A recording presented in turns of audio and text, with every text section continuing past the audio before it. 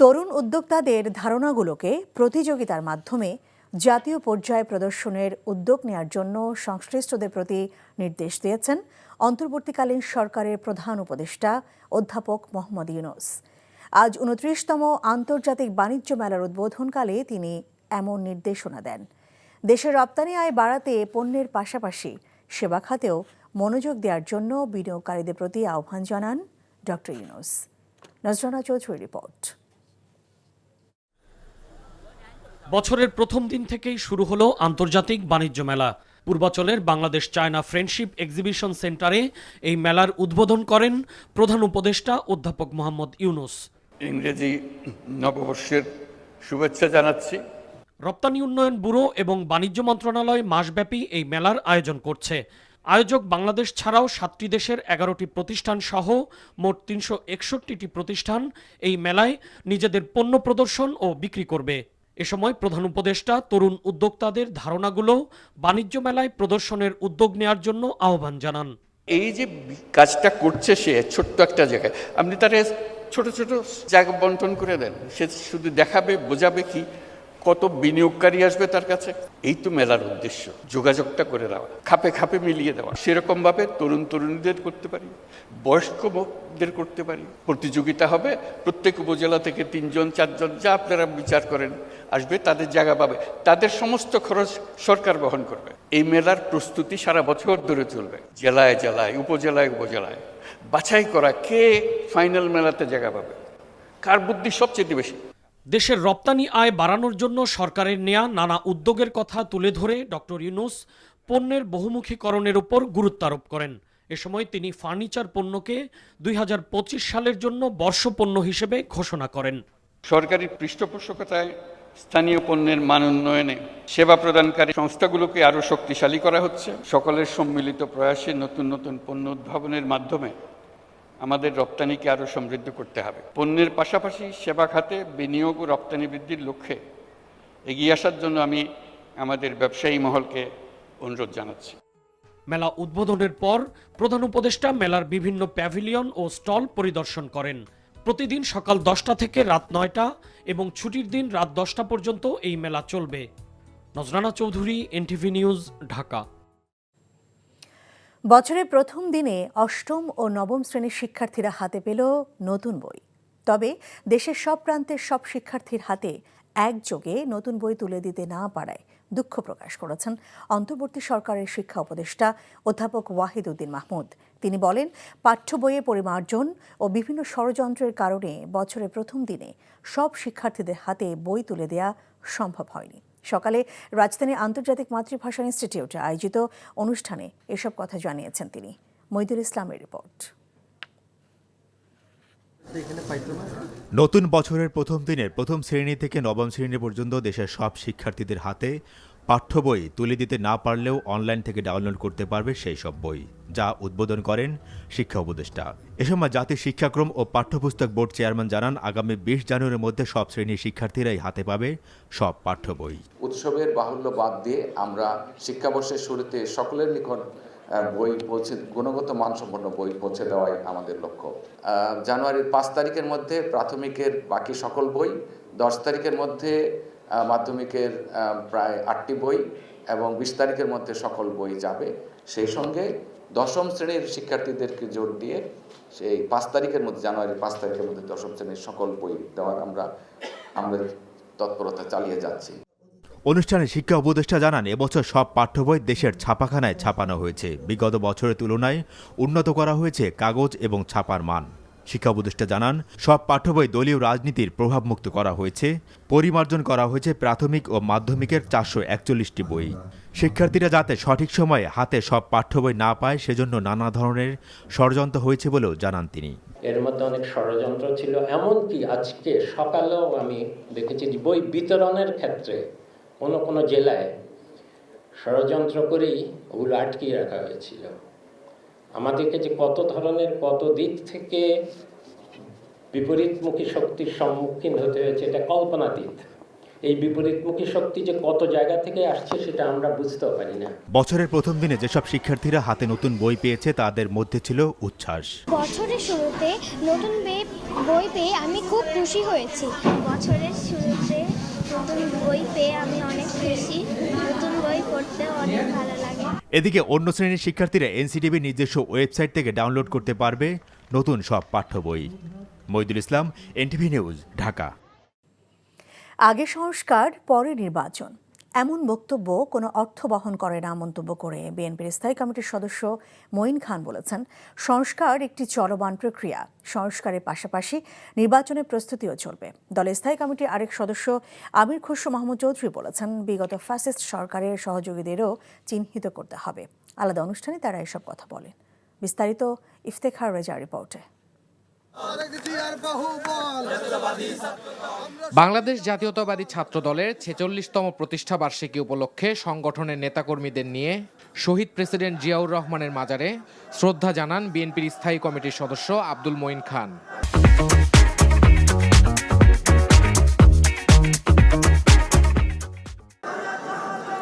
২৪ জুলাই অভ্যুত্থানে ছাত্র জনতার সাথে সমান তালে স্বৈরাচার বিরোধী আন্দোলনে অংশ নেয় ছাত্রদল।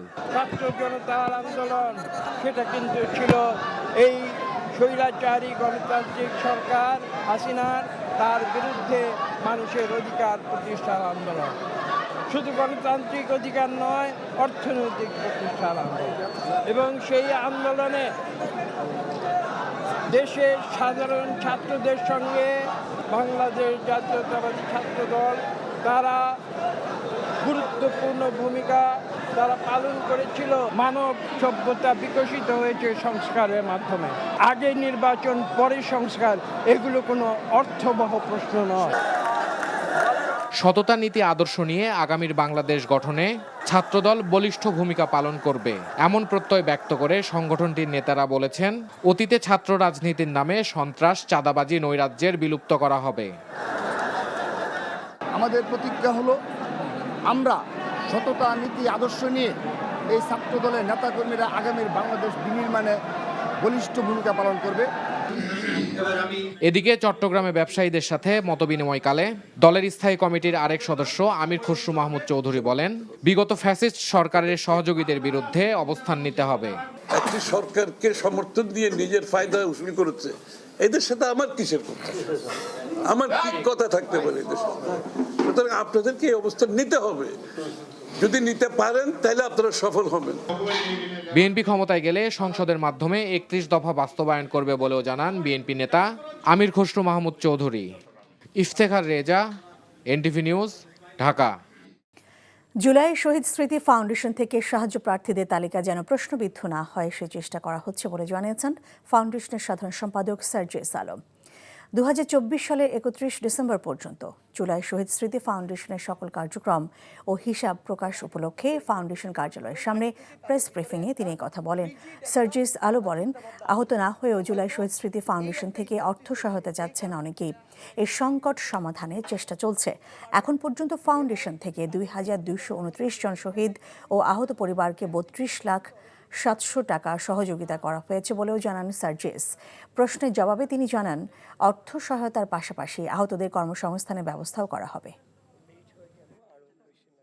আমাদের এখানে এমন অনেক ফাইল এসেছে যারা নিজের এখন বানিয়ে আনছে ওইভাবে, বিভিন্ন হসপিটাল থেকে, প্রাইভেট হসপিটাল থেকে ডাক্তারদের সাইন, ইভেন ওই সাইন তারা নীলক্ষেতও বানাচ্ছে, এই প্রুফও আমাদের এখানে আছে। সো আমাদের অনেক বেশি চ্যালেঞ্জ ফেস করতে হচ্ছে যেন আমাদের এই লিস্টটা প্রশ্নবিদ্ধ না হয়।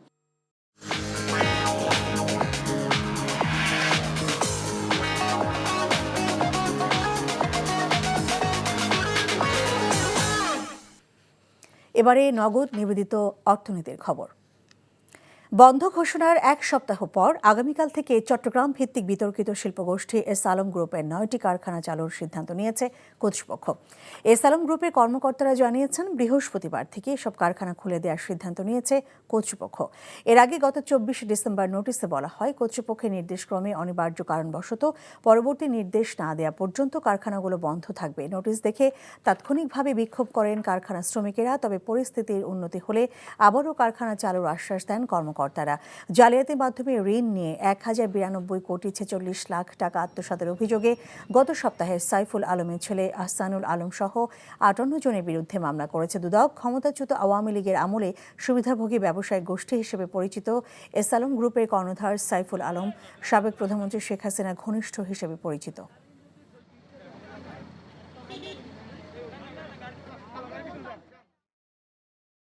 সেনাপ্রধান হিসেবে তার মেয়াদকালে নিজে রাজনীতিতে নাক গলাবেন না, রাজনৈতিক পরিমণ্ডলে সেনাবাহিনীকে হস্তক্ষেপ করতে দেবেন না, এটা স্পষ্ট অঙ্গীকার, এমনটা জানিয়েছেন সেনাবাহিনী প্রধান জেনারেল ওয়াকারুজ্জামান। সেনা সদর দফতরে দৈনিক প্রথম আলোকে দেয়া এক সাক্ষাৎকারে তিনি এসব কথা বলেন। সাক্ষাৎকারে গণঅভ্যুত্থান পরবর্তী সময়ের শান্তি শৃঙ্খলা রক্ষায় সেনাবাহিনীর ভূমিকা, অন্তর্বর্তী সরকারকে সেনাবাহিনীর সমর্থন, নতুন রাজনৈতিক সংস্কৃতি তৈরি, প্রতিবেশী দেশগুলোর সঙ্গে সম্পর্ক, সংবিধান সংস্কারের মাধ্যমে রাষ্ট্রপ্রধান ও সরকার প্রধানের ক্ষমতার ভারসাম্য সহ বেশ কিছু বিষয়ে সেনাপ্রধানের ভাবনার কথা উঠে এসেছে। সাক্ষাৎকারে সেনাপ্রধান বলেছেন, সেনাবাহিনী অন্তর্বর্তী সরকারকে সহায়তা করছে, তারা যে ধরনের সহায়তা চাইছে সেভাবেই সহায়তা দিচ্ছেন এবং দেবেন। রাজনীতিতে হস্তক্ষেপ না করা প্রসঙ্গে তিনি বলেন, তিনি মনে প্রাণে বিশ্বাস করেন রাজনীতিবিদের বিকল্প রাজনীতিবিদেরাই, তাদের বিকল্প সেনাবাহিনী নয়। বিপিএল এর 7 ফ্র্যাঞ্চাইজি 6টি এখনো পর্যন্ত ক্রিকেটারদের পারিশ্রমিকের নিশ্চয়তা দিয়ে বিসিবিকে কোনো চেক জমা দেয়নি। বছরের প্রথম দিনেই তাই পাওনা বকেয়া নিয়ে চিন্তায় পড়েছেন বোর্ড সভাপতি ফারুক আহমেদ। ইতিমধ্যে 6 দলের মালিকদের সঙ্গে কথাও বলেছেন তিনি। আসলে আপনি যদি একদম ব্ল্যাক অ্যান্ড হোয়াইট চিন্তা করেন এটা না কেন, এটা কিন্তু উত্তর আমি এক কথা দিতে পারবো না। You have to see the situation. এই গত 4 মাসের সিচুয়েশন দেখতে হবে আপনার সবার তরফ থেকে। তার মানে তা না যে প্লেয়াররা পয়সা পাবে না, ওইটার জন্য আমরা আলাদা পদক্ষেপ নিয়েছি, তাদের বলছি। আমি প্রেসিডেন্ট হিসাবে তাদের সাথে সরাসরি কথা বলছি, কেননা তাদের জন্য আমরা অনেক কিছু করার চেষ্টা করছি। ফ্র্যাঞ্চাইজি যাতে তারা ফিল না করে তারা মানে বোর্ড শুধুমাত্র দেখবে আর ফ্র্যাঞ্চাইজি তাদের কোনো সম্পর্ক নেই, তারা কিন্তু আমাদের পার্টনার। মানে they are also spending money to improve Bangladesh cricket. কুষ্টিয়ায় জমি জমা সংক্রান্ত বিরোধের জেরে বড় ও ছোট ভাইয়ের দেশীয় অস্ত্রের আঘাতে জুমারত আলী নামের তাদের মেজ ভাই নিহত হয়েছেন। স্থানীয় ও পরিবার সূত্র জানায়, গত 3রা ডিসেম্বর বড় ভাই জিয়ারত আলী ও ছোট ভাই আজব আলী একত্রে জুমারত আলীর সাথে জমি সংক্রান্ত জের ধরে কথা কাটাকাটি হয়। এর এক পর্যায়ে বড় ও ছোট ভাইয়ের হাতে থাকা দেশীয় অস্ত্র দিয়ে মাথায় এবং শরীরের বিভিন্ন স্থানে আঘাত করে পালিয়ে যায়। গুরুতর অবস্থায় তাকে উদ্ধার করে ঢাকা মেডিকেল কলেজ হাসপাতালে ভর্তি করা হয়। দীর্ঘ 28 দিন পর চিকিৎসাধীন অবস্থায় গতরাতে মারা যান জুমারত আলী। এ ঘটনায় নিহতের ছেলে মেহেদি হাসান 4 জনের নাম উল্লেখ করে থানায় একটি মামলা দায়ের করেন। এর পরপরই 4 জনকে গ্রেফতার করা হয়। রাজশাহী থেকে অপহৃত এক নারী চিকিৎসককে পাবনা থেকে উদ্ধার করেছে র্যাব। এ ঘটনায় জড়িত 4 অপহরণকারীকে গ্রেফতার করা হয়েছে। গতকাল পাবনা শহরে অভিযান চালিয়ে ওই চিকিৎসককে উদ্ধার করে র্যাব। র্যাব জানায়, রাজশাহীর ইসলামী ব্যাংক হাসপাতালের চিকিৎসক শাকিরা তাসনিম পরিবার নিয়ে রাজশাহী নগরের চন্দ্রিমা আবাসিক এলাকায় থাকতেন। সোমবার ভোরে এই বাসা থেকেই বাবা মেয়েকে তুলে নিয়ে যাওয়া হয়। পরে চিকিৎসকের বাবাকে পথে সিরাজগঞ্জের সলঙ্গা থানা এলাকায় ফেলে রাখে অপহরণকারীরা।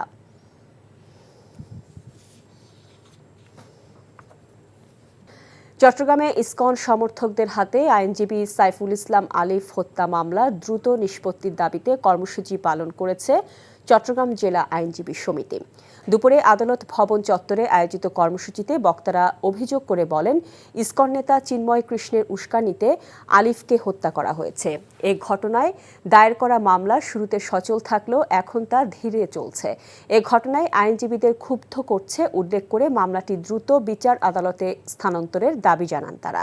সমাবেশে আইনজীবী আলিফ হত্যার সুষ্ঠু বিচার না পাওয়া পর্যন্ত আন্দোলনকারীরা ঘরে ফিরে যাবে না বলে জানান বক্তারা। নানা আয়োজনে দেশের বিভিন্ন স্থানে পালিত হচ্ছে জাতীয়তাবাদী ছাত্রদলের 46তম প্রতিষ্ঠাবার্ষিক। সকালে খুলনায় রক্তদান কর্মসূচির মধ্য দিয়ে ছাত্রদলের প্রতিষ্ঠাবার্ষিক পালন করা হয়। এ সময় জেলা ও মহানগর নেতাকর্মীরা উপস্থিত ছিলেন। বরিশালে দলীয় কার্যালয়ের সামনে মহানগর ছাত্রদলের প্রতিষ্ঠাবার্ষিকীর সমাবেশে 2 গ্রুপের মধ্যে মারামারির ঘটনা ঘটেছে। পরে জেলা ও মহানগর ছাত্রদল নগরীতে পৃথক র্যালি বের করে। যশোরের লালদিঘি পাড়ে দলীয় কার্যালয়ের সামনে আলোচনা সভা অনুষ্ঠিত হয়। পরে একটি বর্ণাঢ্য শোভাযাত্রা শহরের গুরুত্বপূর্ণ সড়ক প্রদক্ষিণ করে। নাটোরে ছাত্রদলের প্রতিষ্ঠা বার্ষিককে কেন্দ্র করে জাতীয় পতাকা উত্তোলন, আলোচনা সভা, রক্তদান কর্মসূচির আয়োজন করা হয়েছে। সারা দেশের মতো বরগুনায়ও উৎসাহ উদ্দীপনার মধ্য দিয়ে ছাত্রদলের প্রতিষ্ঠা বার্ষিকী পালন করা হয়। বগুড়ায় ছাত্রদলের প্রতিষ্ঠা বার্ষিকী উপলক্ষে বর্ণাঢ্য র্যালি এবং সমাবেশ অনুষ্ঠিত হয়েছে। এছাড়াও নেত্রকোনা, জয়পুরহাট, ভোলা ও চুয়াডাঙ্গায় নানা কর্মসূচির মধ্য দিয়ে পালন করেছে জাতীয়তাবাদী ছাত্রদলের প্রতিষ্ঠা বার্ষিক।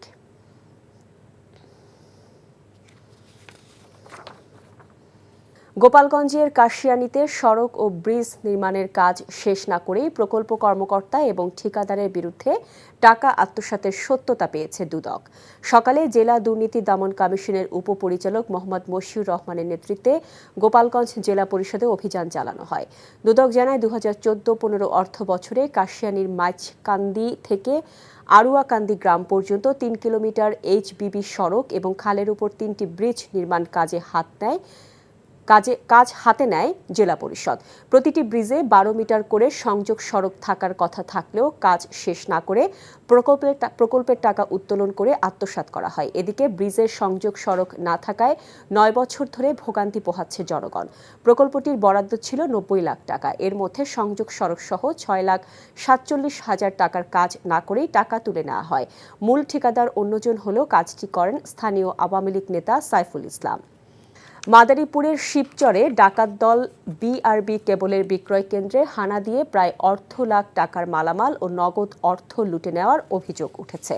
গতরাতে শিবচরের হাতির বাগান মাঠ এলাকায় বিআরবি কেবলের বিক্রয় কেন্দ্রে হানা দেয় ডাকাত দল। এ সময় নৈশ প্রহরীকে অস্ত্রের মুখে জিম্মি করে এবং মারধর করে তারা। পরে ডাকাতরা প্রায় লাখ টাকার মালামাল লুটে নেয়। খবর পেয়ে ঘটনাস্থল পরিদর্শন করে পুলিশ জানায় জড়িতদের ধরতে অভিযান চলছে। অন্যদিকে নওগাঁর মহাদেবপুরে স্বর্ণ চুরির সঙ্গে জড়িত 2 নারীসহ 3 সদস্যকে গ্রেফতার করেছে পুলিশ। এ সময় চুরি যাওয়া স্বর্ণ, নগদ অর্থ এবং একটি প্রাইভেট কার জব্দ করা হয়। কুষ্টিয়ার মিরপুরে প্রকাশ্যে তৌহিদুল ইসলামকে গুলি করে হত্যা মামলার সকল আসামির গ্রেফতার এবং ফাঁসির দাবিতে মানববন্ধন করেছে এলাকাবাসী। সকালে নওদা খাদিমপুর এলাকার কুষ্টিয়া ঈশ্বরদী মহাসড়কে মানববন্ধনে নিহতের পরিবারের সদস্যসহ এলাকাবাসী অংশ নেয়। ঘণ্টাব্যাপী চলা মানববন্ধনে বক্তারা দাবি করেন স্থানীয় গাইন বংশের অস্ত্রধারী সন্ত্রাসীরা প্রকাশ্য দিবালোকে তৌহিদুল ইসলামকে হত্যা করে। অতি দ্রুত এই হত্যা মামলার সকল আসামিদের গ্রেফতার করে শাস্তির দাবি জানানো হয়েছে। গত 10 নভেম্বর সকালে আধিপত্য বিস্তারকে কেন্দ্র করে তৌহিদুল ইসলামকে গুলি করে হত্যা করা হয়। এ ঘটনায় গুলিবিদ্ধ সহ আহত হন 15 জন।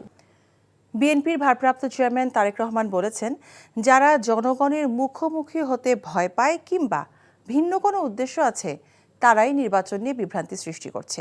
বলেছেন, রাষ্ট্র এবং রাজনীতির পরিবর্তনের জন্য নির্বাচন ও সংস্কার দুটোরই প্রয়োজন আছে।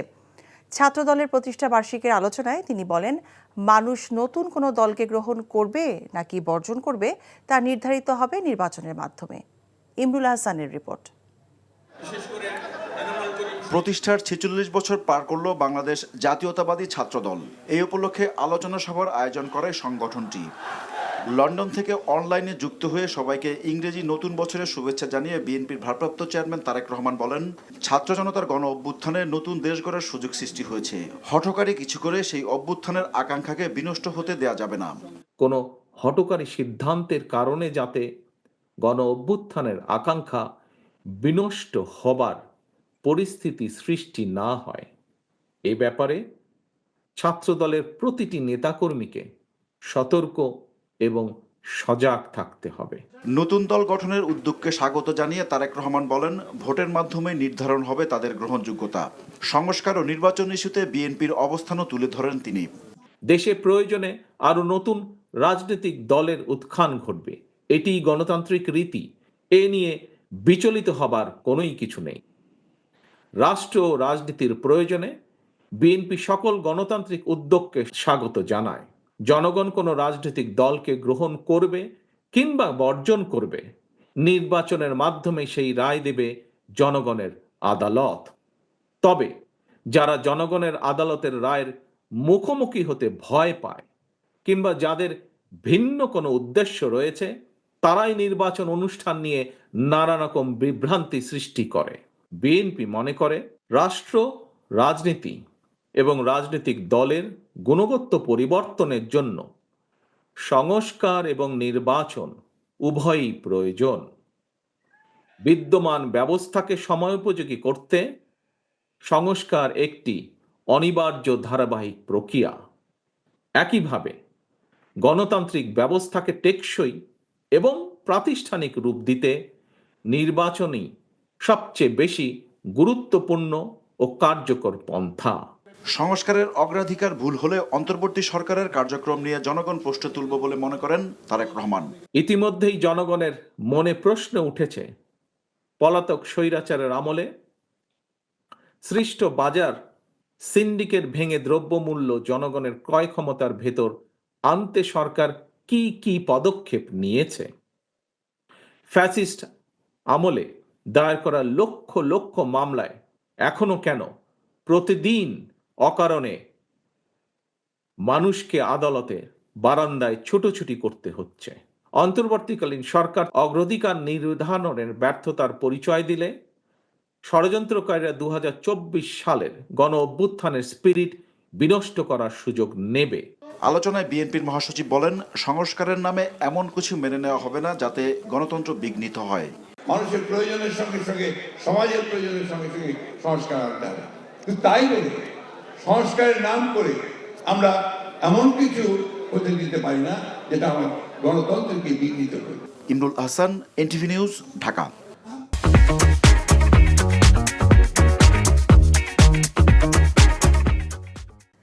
শিক্ষার্থীদের দাবি মেনে সবার সাথে আলোচনা করে 15ই জানুয়ারির মধ্যে সরকারের পক্ষ থেকে জুলাই ঘোষণাপত্র দেওয়া সম্ভব বলে জানিয়েছেন পরিবেশ উপদেষ্টা সৈয়দা রিজওয়ানা হাসান।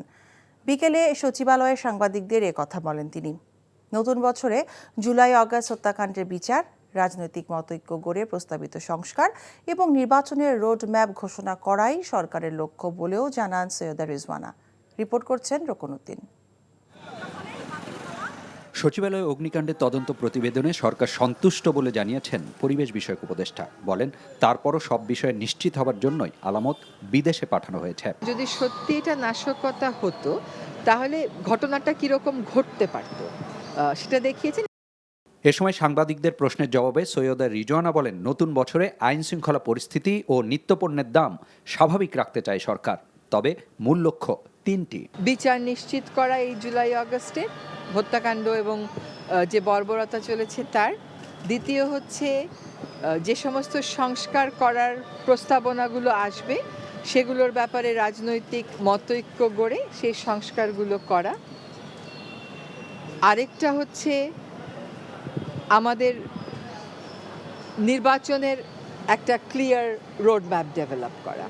আর যে কোনো দেশে অভ্যুত্থানের পর ঘোষণাপত্র দেওয়া হয় উল্লেখ করে পরিবেশ বিষয়ক উপদেষ্টা বলেন, এ বিষয়ে সবার সাথে আলোচনা শুরু হয়েছে। 15 জানুয়ারির মধ্যেই সরকারের পক্ষ থেকে জুলাই ঘোষণাপত্র দেয়া অসম্ভব নয়। শিক্ষার্থীরা যখন প্রোক্লেমেশনের কথা বলেছেন সেখানে আমাদের দ্বিমত করার কোনো সুযোগ নেই, কোনো কারণও নেই, কিন্তু আমরা সরকারের অবস্থান থেকে চেয়েছি যে এটা বাংলাদেশের জনগণের একটা প্রোক্লেমেশন হোক। সকলের সাথে কথা বলার প্রক্রিয়াটা শুরু হয়েছে, এখন হয়তো ড্রাফটিং এর প্রক্রিয়ায় আমরা 14 দিনের মধ্যে আমরা অবশ্যই বিষয়টা ইতিবাচকভাবে দেখব। এটা অসম্ভব কোনো কিছু। কোনো দল নির্বাচন করতে পারবে কি পারবে না সেই সিদ্ধান্ত নির্বাচন কমিশনের বলেও জানান তিনি। এখনো পর্যন্ত তো সরকার এই ব্যাপারে কোনো মতামত জানায়নি। রকনউদ্দিন, এনটিভি নিউজ, ঢাকা। ভারত থেকে শেখ হাসিনাকে ফেরত আনা এবং অন্যান্য ইস্যু একসাথে চলবে বলে জানিয়েছেন পররাষ্ট্র উপদেষ্টা এম তৌহিদ হোসেন। বিকেলে পররাষ্ট্র মন্ত্রণালয়ে সাংবাদিকদের মুখোমুখি হয়ে তিনি একথা জানান। ছাত্র জনতার অভ্যুত্থানে ক্ষমতাচ্যুত হওয়ার পর শেখ হাসিনা ভারতে আশ্রয় নেয়। তার বিরুদ্ধে দেশের আন্তর্জাতিক অপরাধ ট্রাইব্যুনালে অনেক অভিযোগ জমা পড়ে। শেখ হাসিনার বিচারে দৃঢ় অবস্থানে অন্তর্বর্তী সরকার, কিন্তু ভারত থেকে শেখ হাসিনাকে ফেরত আনতে না পারলে ঢাকা দিল্লি সম্পর্ক কি স্বাভাবিক থাকবে? এমন প্রশ্নে পররাষ্ট্র উপদেষ্টা বলেন, শেখ হাসিনাকে ফেরত আনার ইস্যু ছাড়াও দুদেশের আরও অনেক স্বার্থের ইস্যু আছে। সাথেও ভালো সম্পর্ক চাই, মার্কিন যুক্তরাষ্ট্রের সাথে আমরা ভালো সম্পর্ক চাই, চীনের সাথেও ভালো সম্পর্ক চাই, কারণ আমাদের স্বার্থ আছে প্রতিটি ক্ষেত্রেই ভালো সম্পর্ক রাখার ক্ষেত্রে। এবং আমি বিশ্বাস করি যে যাদের কথা বললাম তাদেরও স্বার্থ নিহিত আছে ভালো সম্পর্কের মধ্যেই। কাজে আমি আশাবাদী যথেষ্ট এই বছরের ব্যাপারে। আমি আশা করবো যে এই বছর শেষ হতে হতে আমরা আরও অনেক নিশ্চিতভাবে বলতে পারবো যে হ্যাঁ, আমরা আমাদের সব প্রতিবেশী এবং বন্ধু প্রতিম দেশের সাথে আমাদের সম্পর্ক আরো উন্নত হয়েছে। এটা হলো একটা ইস্যু, কিন্তু আমাদের আরো অনেক স্বার্থের ইস্যু আছে দুই পক্ষের। আমরা সেগুলো নিয়ে পাশাপাশি আগাবো। Thank you.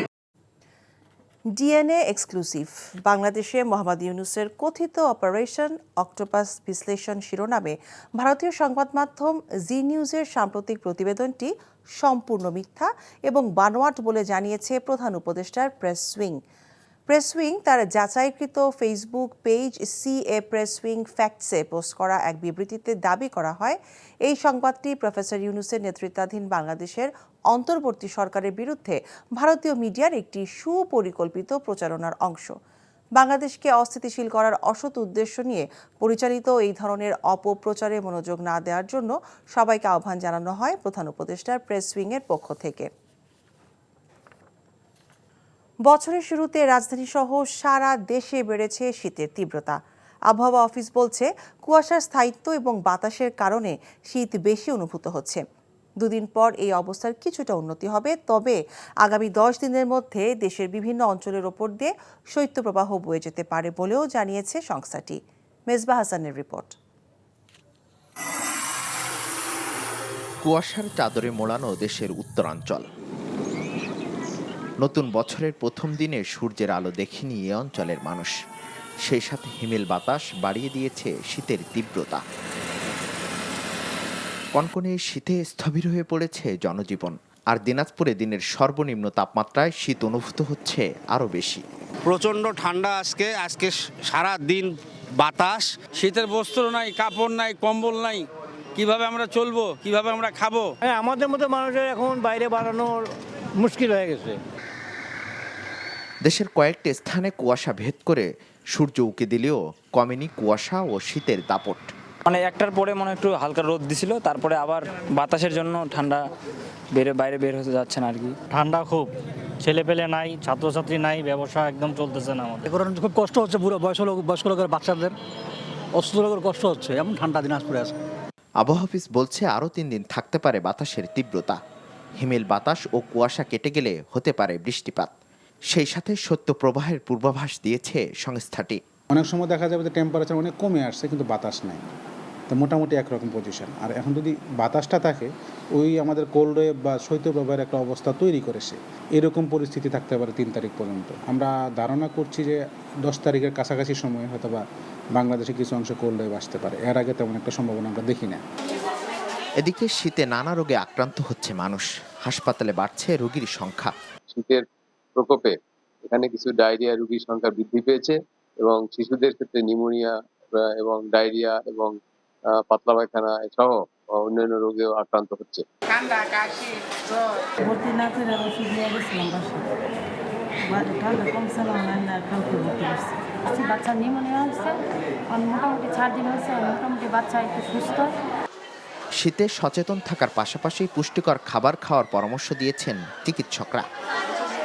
Mezba Hasan, NTV news, Dhaka. আইন, বিচার ও সংসদ বিষয়ক মন্ত্রণালয়ের সাবেক মন্ত্রী আনিসুল হকের প্রায় 150 কোটি টাকার জ্ঞাত আয় বহির্ভূত সম্পদের প্রমাণ পেয়েছে দুর্নীতি দমন কমিশন। এছাড়া প্রায় 700 কোটি টাকার সন্দেহজনক লেনদেন পাওয়া গেছে। এমন অভিযোগে ইতোমধ্যে মামলার অনুমোদন দিয়েছে সংস্থাটি। আনিসুল হক এবং তার ঘনিষ্ঠ সহযোগী অ্যাডভোকেট তৌফিকা করিম সহ সংশ্লিষ্টদের বিরুদ্ধে গত 7 অক্টোবর থেকে অনুসন্ধান শুরু করে দুদক, যার মধ্যে সাবেক আইনমন্ত্রী আনিসুল হক এবং তার ঘনিষ্ঠ সহযোগী তৌফিকা করিমের বিরুদ্ধে 100 কোটি টাকার অবৈধ সম্পদ অর্জনের অভিযোগ রয়েছে। এছাড়াও অপর এক সহযোগী ফারহানা ফেরদৌস নামে এক নারীর বিরুদ্ধে আসা পৃথক আরও একটি অভিযোগ আমলে নিয়ে অনুসন্ধান করছে দুদকের অনুসন্ধান টিম। যেই শাসন ব্যবস্থায় দেশ চলছে তাতে কেউ নিরাপদ নয় বলে মন্তব্য করেছেন জাতীয় পার্টির চেয়ারম্যান GM কাদের। সুষ্ঠু নির্বাচন এবং সংস্কার নিয়েও তার দল শঙ্কিত বলে জানান তিনি। রাজধানীর কাকরাইলে দলটির কার্যালয়ের প্রতিষ্ঠাবার্ষিকী উপলক্ষে আলোচনা সভায় তিনি একথা বলেন। হত্যার বিচারের নামে প্রহসন করা হচ্ছে অভিযোগ করে তিনি বলেন, ছাত্র জনতার আন্দোলনের সমর্থন দিলেও দলটির সঙ্গে বৈষম্যমূলক আচরণ করা হচ্ছে। গণতন্ত্র প্রতিষ্ঠায় নেতাকর্মীদের ঐক্যবদ্ধ থাকার আহ্বান জানান GM কাদের। প্রতিষ্ঠাবার্ষিকী উপলক্ষে দলটির মহাসচিব এবং নেতাকর্মীরা উপস্থিত ছিলেন। 43তম BCS এর নতুন প্রজ্ঞাপন থেকে বাদ পড়াদের অন্তর্ভুক্ত করে নতুন গেজেট প্রকাশের দাবি জানানো হয়েছে। সকালে সচিবালয়ের সামনের সড়কে জড়ো হয়ে এই দাবি জানান বাদ পড়াদের অনেকে। 43তম BCS এ নিয়োগের জন্য জনপ্রশাসন মন্ত্রণালয়ের 15 অক্টোবরের প্রজ্ঞাপন বাতিল করে মঙ্গলবার নতুন প্রজ্ঞাপন দেয়া হয়। এতে বিভিন্ন ক্যাডারে 168 জন প্রার্থী বাদ পড়েন। নতুন সিদ্ধান্ত অনুসারে 1896 জনকে ক্যাডার পদে সুপারিশ করা হয়। তাদের 15 জানুয়ারির মধ্যে যোগ দিতে বলা হয়েছে। 15 অক্টোবর 43তম BCS এর নিয়োগের প্রজ্ঞাপনে 2064 জনকে নিয়োগ দেওয়া হয়েছিল। 2023 সালের 26শে ডিসেম্বর 43তম BCS থেকে 2163 জনকে ক্যাডার পদে এবং 642 জনকে নন ক্যাডার পদে নিয়োগের সুপারিশ করেছিল PSC। সব মিলিয়ে 43তম BCS থেকে বাদ পড়লেন মোট 267 জন। এর আগে 41তম BCS এর গেজেট থেকে বাদ পড়েন 67 জন, 40তম থেকে 34 জন, 37তম থেকে 61 জন, 38তম থেকে 75 জন এবং 36তম থেকে 38 জন বাদ পড়েছিলেন। সদ্য বিদায়ী ডিসেম্বর মাসে দেশে রেকর্ড পরিমাণ রেমিটেন্স পাঠিয়েছেন প্রবাসীরা। ডিসেম্বরে রেমিটেন্স এসেছে 263 কোটি 90 লাখ মার্কিন ডলার, একক মাস হিসেবে, যা দেশের ইতিহাসে সর্বোচ্চ। দেশীয় মুদ্রায় এই রেমিটেন্সের পরিমাণ 31,668 কোটি টাকা। সেই হিসেবে দৈনিক দেশে এসেছে গড়ে 8 কোটি 51 লাখ মার্কিন ডলার রেমিটেন্স। বুধবার বাংলাদেশ ব্যাংকের হালনাগাদ প্রতিবেদনে এই তথ্য জানানো হয়েছে। এতে বলা হয়, গত ডিসেম্বর মাসে দেশের রেমিটেন্স এসেছে 263 কোটি 90 লাখ মার্কিন ডলার। গত বছরের একই সময় এসেছিল 199 কোটি 10 লাখ ডলার। এর আগে 2020 সালের জুলাইয়ে এসেছিল দেশের ইতিহাসের সর্বোচ্চ রেমিটেন্স। সে মাসে প্রবাসীরা দেশে পাঠিয়েছিলেন 259 কোটি 82 লাখ ডলার রেমিটেন্স। তবে এবার ভাঙল সেই রেকর্ড।